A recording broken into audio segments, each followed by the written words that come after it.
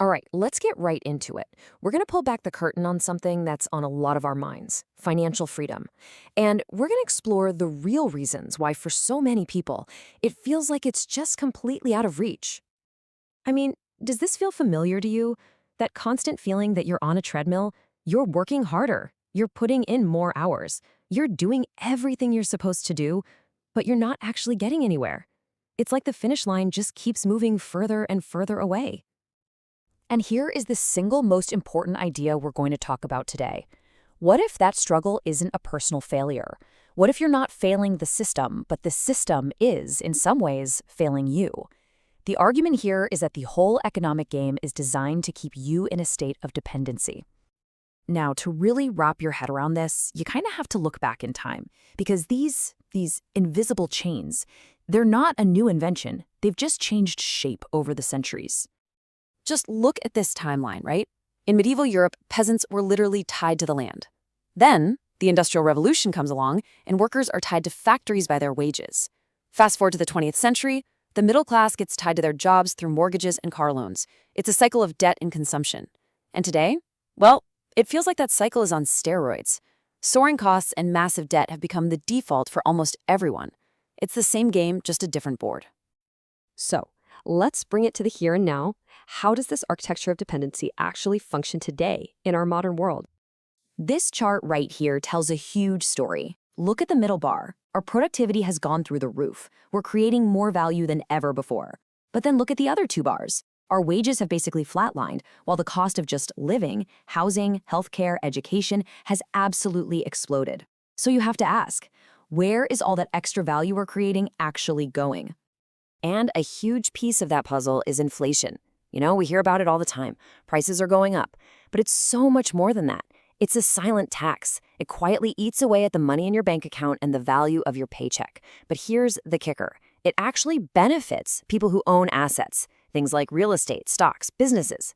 As prices inflate, the value of their stuff goes up, while the value of your cash goes down. It is a massive and mostly invisible transfer of wealth. And this brings us to the psychological part of the game. The whole narrative we're fed is about personal responsibility, isn't it? If you can't afford a house, you're not hustling hard enough. If you're buried in debt, you just need to budget better. And it's kind of a brilliant trap because it gets us to blame ourselves instead of ever questioning the rules of the game itself. So, if that's the game that most people are playing, is there another option? You bet there is. But it means you have to learn a completely different set of rules, the unwritten ones. It really boils down to this. There are two playbooks. Playbook number one, the one they hand out to everyone, is all about treating your time for money. You focus on your income. You earn, you spend, and you repeat, over and over. But then, there's the other playbook. This one isn't about income. It's about assets. It's about owning things that make money for you. It's about building systems so that your time is no longer the main thing you're selling. So why don't they teach us this second playbook in school? Well, you could argue that the system kind of needs a large number of people to keep playing by the rules of the first playbook. It needs consumers. It needs employees. Hustle culture is promoted because it keeps you focused on working harder, not necessarily smarter. And the real tools for building wealth, they're often kept complicated and opaque on purpose. So once you see this, once you see there are two different sets of rules, you get to make a choice. And deciding to pursue financial freedom, to learn that second playbook, it's more than just a financial goal. It's really an act of rebellion. It's you consciously deciding to stop playing their game and start playing your own. Okay, so how do you actually start this rebellion? What does it look like in the real world? It's not about some get-rich-quick scheme. It's a strategic plan, a battle plan, if you will. Here's a simple 4-step framework. First, you reduce your fragility. You build a solid foundation. Second, you start building assets, the things that will work for you. Third, and this one's huge, you have to protect your mind from all the noise that's designed to keep you distracted and consuming. And fourth, you share what you learn, which reinforces it for you and helps others. Let's quickly break down the first 2 steps. Step 1 is all about playing defense. Reduce fragility. This means getting rid of high-interest debt and lowering your big monthly bills, the things that keep you trapped. Think of it this way. Every single dollar you free up isn't just a dollar you saved. It's a piece of power. It's a little bit of your freedom that you're buying back. Now, once your defense is solid, you get to go on offense. Step 2, build assets. This is the real game changer. This is where you shift from just earning to owning.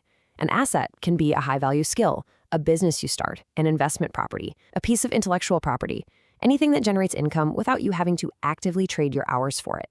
This is how you finally break the cycle. So as you're doing this, as you're building, you also have to do step 3, which is protect your mindset. You have to tune out all that consumer culture noise and really focus on what you're trying to build. And step 4, sharing this knowledge, it not only helps the people around you, but it cements these ideas in your own head. Look, this is a journey, but it's a journey that empowers you to finally take the steering wheel. The main takeaway from all of this is pretty simple. Most of us are handed a script for our lives, and we just follow it. We don't even realize we're reading lines someone else wrote. The most powerful thing you can do is just recognize that it is a script. And once you see that, you realize you have the power to put it down and start writing your own. And that, right there, is the ultimate goal. It's not about having piles of cash. It's about genuine freedom. It's about getting to a place where money is just a tool that you use to build a life you love instead of being a tyrant that controls your every decision. It's a path that starts with seeing clearly, leads to taking control, and ends in real, authentic freedom. So, I want to leave you with this question to think about. After all this, in your opinion, what's the single biggest unwritten rule out there that keeps most people trapped? What's the one thing that, if people understood it, would change everything? Give that some thought. Let's keep this conversation going.